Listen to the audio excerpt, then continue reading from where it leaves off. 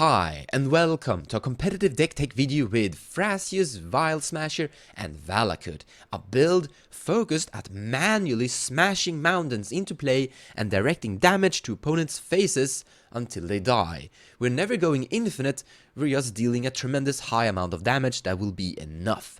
But we could also use this build and interact with combo creatures our opponents puts into play, or just creatures in general. This deck is really good at smashing commanders out of the game, continuously. This is actually my favorite deck of all time, my favorite EDH deck I've ever played. However, up till now, it's only been a casual deck, because the engine started to run a little bit too slow, and it didn't have a way of winning instantly fast. It was actually a really slow and grindy stacks build. However, all of that has changed. I've actually figured out a way of doing this really fast, and all that I ever needed was nauseam.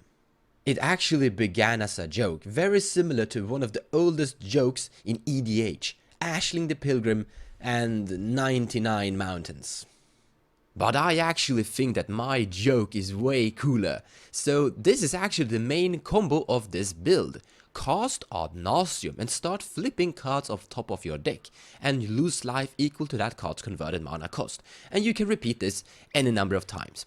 Whenever you flip into a land, that card has 0 converted mana cost and you will lose 0 life, so you can pretty much repeat this forever if your entire deck is just filled with lands. And then you will lose 1 life from Mana Bound, then put Valakut into play, tap 1 green mana and cast Mana Bound, and then proceed to your discard phase. During your discard phase, you may activate Mana Bound and put all your land cards directly into play, and discard the rest of your hand. This is a really good and strong ramp card. And then you will smash in all your mountains that contained inside your deck, and you will get a tremendous high amount of Valakut triggers. This is not going infinite damage, but it is really high. My personal record is something between 300 damage. That should do it. But then I actually started to calculate on this, because I saw the potential, and I tried to figure out how many more cards could I include that weren't lands, where I would still survive nauseam. And partner commanders definitely helped out here, because instead of playing a 99, we're playing a 98. And this is actually really crucial. Playing a 98 helps out a lot here. And after a lot of playtesting, I actually figured out a working and solid deck recipe, where you have something between 50 lands or so and 24 basic mountains. And as always, in the description below of this video, you will find a link to this tapped out deck list. A quick look at this deck's recipe. You can easily see it. I have something between 9 non-lands 0 costing cards, 4 2-cost cards and 34 1-cost cards. Let's actually start by looking at the 2-cost cards. Alright, here we have them: Biomancer's Familiar, Daimonic Tutors, Cyclonic Rift and Dark Confidant. 4 cards on cEDH that I consider just that strong that I kinda have to include them. And I wanna point that out. If you're going to include a card on cEDH, that card just have to be that good to see play inside this build. Don't include any cards on cEDH 3. However, there's a lot of things that you can do and change with this build. Soon, we're going to look at 0 costing cards. And the more 0 costing cards you include, the more mana, the more expensive cards you could include. And if you want to include more expensive cards, Abrupt Decay is a really good candidate. Now let's start looking at the 0 costing cards. So here we have a bunch of 0 costing mana rocks that I play inside this build. I actually want to say that Everflowing Chalice will go in and go out from time to time I play it, and from time I don't actually play it. However, Chrome Mox and Mox Diamond are extremely important for this build. You want to have them, and you're gonna see why in a later stage of this video, where we're talking a little bit extra about the actual finish. And then we have Mox Amber, which is extremely good with Thrasius the Triton Hero. It is easy to have Mox Amber active, and it's a good card with this commander. Currently, I don't play Mox Opal. You could include it if you include more artifacts inside your deck, and that is one of the reasons why Everflowing Chalice have been going in and out from time to time. But It's not that easy to get Metalcraft active, and for that reason I don't always play Mox Opal. However, if you include more artifacts on a lower CMC or something of that sort, then you can actually include Mox Opal. I don't play Mana Crypt, because Mana Crypt deals damage to my face every second turn in a 50% chance by flipping a coin. And that's bad, because that could remove Ad Nauseam as a potential win con. And actually, the counter to this build is to attack its face and decrease the life. Because if you decrease the life total down to something of 30, then suddenly you can't use Ad Nauseam as a win con. You could use it still to draw a tremendous amount of cards, but you're probably not going to win with it. And then we have some zero costing artifacts with some interaction. For example, Engineered Explosive. We're playing a 4-color deck. That means that we could cast Engineered Explosive, for example 0, 1, 2, 3 or 4. And then pay 2 mana, sacrifice it and destroy all non-land permanent of that exact converted mana cost. And we're playing a pretty much everything cost either 1 or 0, except for our two commanders on 2 and 3. So we're pretty much unaffected by this artifact, and we can tweak it a lot and toolbox with it quite a lot to destroy pretty much whatever we want. You don't really need to cast Engineered Explosives for 5 mana. It's a perfect card for this build, and one of the cards that made me actually consider that this was actually possible. Another card that really made me think that this deck would be possible to build on a competitive level is Chalice of the Void. 0 mana cost, so we will lose 0 life from it when we flip into it with Ad Nauseam. But also, you could easily pay 6 mana into this and put 3 charge counters on it, and from now on Chalice of the Void will counterspell everything on CMC 3. The only thing we will lose is our Vile Smasher commander, and we could definitely live without that. You could also sacrifice Thrasius, unless Thrasius is already in play, pay 4 mana and put 2 charge counters on Chalice of the Void. Now you can't cast 4 cards inside the deck, and we're kinda fine with that. And from now on we will counterspell everything on CMC 2. Chalice of the Void is a great card for this build. I would also like to recommend Mishra's Bubble. 0 mana, sacrifice it, look at the top card of any player's deck, and at the beginning of the next upkeep you will draw a card. It's a simple cantrip. Auto-include. Then we have Slaughter Pact and Pact of Negation. Great cards for this build. They cost 0 mana, or well, they cost mana later, but you will lose 0 life from them when you're flipping them with Ad Nauseam. One of the big reasons why I decided it is time to make this deck take video is because of the new card that have been spoiled from War of the Spark, Blast Zone. It is definitely an upgrade for this build, because with this land we can increase the more 2-cost cards inside this deck, because this is a land with interaction, and that is exactly what this deck needs. In my experience, we have been demanding this sort of stuff. I'm personally is a land player. I love the archetype lands, and this is a card that I really love. I think this card is going to be great inside this build. It is simply quite close to what Engineered Explosive is doing. You put charge counters on it, and then you destroy every non-land permanent with that exact same converted mana cost as you have charge counters on this land. So we can destroy anything, and lands have been currently really good at disrupting graveyards and kinda destroying creatures. But this is a land that will be able to destroy artifacts and enchantments. Great! Let's look at more lands with interaction that we're definitely going to be playing inside this deck. We have Scavenging Grounds that can disrupt graveyards. Boseyu, who shelters all, will protect your Ad Nauseam versus counter spells. You could sacrifice 2 life to make Ad Nauseam uncounterable. I actually don't play that land, but I would like to mention it anyway.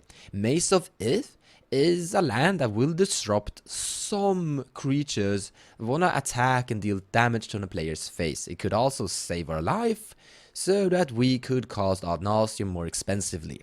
Then we have Tabernacle of the Pendral Veil, which is an auto-include and pretty much a must-have for this build. We're pretty much only going to have 2 to 3 creature cards in play, at one time, or 2 commanders and maybe 1 bird of paradise at the very best, and that bird of paradise can simply pay for itself, so we will definitely survive the stacks land. It is a great card versus heavy creature swarm token decks. I would like to mention Bojuka Bog that will also disrupt graveyards, and of course this Rakdos stacks land that will force each player to discard a card. Not that great, and I don't really play it, but yeah, I would like to mention it. Now we're starting to reach the 1-cost cards. Let's begin with Crop Rotation, a must-have for this build because we could, for example, fetch and find Valakut with it, but we could also use Crop Rotation and find Bojuka Bog in instant speed. I actually don't play Bojuka Bog currently. Bojuka Bog goes in and out depending on my opponents in general. Now these are the 1-cost tutors that we will use and have inside this deck so we can find Ad Nauseam. Ad Nauseam is the main win con. Imperial Seal, Vampiric Tutor and Mystical Tutor. And then we have Crop Rotation and Expedition Map to tutor out and find Valakut. And then when we have Valakut, we can find Vesuva and Taspian Stage that can become secondary copies of Valakut. And it was with these lands that I was able to reach 300 damage. Once you have these 3 Valakut in play, every mountain you put into play will be 3 lightning bolts, a total of 9 damage to an opponent's face. Traverse the Ulvenwald is a great candidate for a deck like this. It's on 1 cost, so it's perfect with Ad Nauseam. And it is a tutor that searches our deck for a land or a creature. In this case, this is going to be searching for Valakut. Great. But there's one big problem with this card. And this is the reason why I actually stopped playing it. That you have to have 4 card types inside your graveyard to be able to search for a non-basic land. Otherwise, it just search for a basic land. And I did cut this card from my deck because there were so many games where the card just sat in my hand and didn't actually do anything. And I figured out that there's probably better alternatives than this. Now let's actually talk about this deck's plan B, and let's bring up Training Grounds and let's revisit Biomancer's Familiar. You are going to run in situations where Ad Nauseam gets counterspelled. And what then are you gonna do? Don't worry, this deck has a tremendous grindy backup plan. Thrasius, the Triton hero, is the Valakut Master Commander. It is the best commander for a land Valakut deck by far. My experience tells so greatly. With both Training Grounds and Biomancer's Familiar, this is the reason why I'm including Biomancer's Familiar, Thrasius' ability will cost 1 mana. If you have only Training Grounds or Biomancer's Familiar in play, his ability will cost 2 mana, and that is still tremendously good. Now let's look at Exploration. Obviously a great card inside a land deck, but this is actually a great card to use if you wanna perform this combo better. And let's also revisit Chromox and Mox Diamond. Now let's pretend that we cast Ad Nauseam in our main phase for 5 mana. And let's also say that we have used our land drop to do so. We have no more land drops whatsoever, and we have no more mana left in our mana pool. We draw our entire deck, cast Chromox and Mox Diamond, tap both of them for green mana. We have 2 green mana in our mana pool. Then cast Exploration and use a secondary land drop to put Valakut into play. Then cast Mana Bound from the other green mana and we have the combo. We have Vesuva in our hand, but Vesuva will enter play as a Valakut together with all the mountains. It will calculate in together with all the mountains. Trust me, that works. Now let's actually calculate on how many mountains we actually need. 3 opponents, that is 120 life. If you have Valakut in play and Mana Bound puts Vesuva together with 20 mountains in play, you will have 20 times 6. That is 120 damage. So in the end, all you actually need is 20 mountains inside your deck or so to deal 120 damage to kill all opponents. Great, not that hard actually. Alright, I think that Wild Smasher deserves a mention within this video as well. Mostly, we're only playing this crazy goblin because of color identity. We need black for ad nauseam, and we need red for Valakut. Now this crazy goblin's strategy and ad nauseam doesn't really synergize that well together, because Vial Smasher wanna cast really expensive spells to throw a lot of damage to your opponent's face, while ad nauseam wanna have a really low seams cost inside your deck to draw the entire deck. But we could achieve both with X spells, just like the ones you're looking at right now. Up here we have 2 X spells on 1 blue mana and then X, and your opponents have to pay X or their spell is counterspelled. And you can overpay. This deck is built towards ramping out basic mountains. That will give you a lot of mana. And with all that mana, we could use Vial Smasher to throw really expensive bombs. And if we are unable to finish off all of our opponents with Valakut, if for some reason we ran out of mountains inside our deck, that has actually never happened to me, by the way. But if that for some reason would happen, then the Goblin could finish the job. So, from being a casual, slow and grindy land Valakut deck, it has been upgraded into a 1-card combo ad nauseam deck, with a huge deck construction demand that is actually still playable. We're playing a lot of 1-cost card interaction inside this deck. But once again, if you want to see the complete deck list and see all the interaction I have and all the 1-cost cards, you should head over to my tapped out page. I think that page is going to see a lot of upgrades when more zero-costing artifacts with interaction are gonna show up, maybe more pacts are gonna show up. Pacts would be a great upgrade for this list, but I also think that they will be printing more land cards with interactions, and that will be great for this build. Thank you so much for watching, it's been a blast. I hope you enjoyed the video and I hope it brought you something. I'll see you guys in the next video.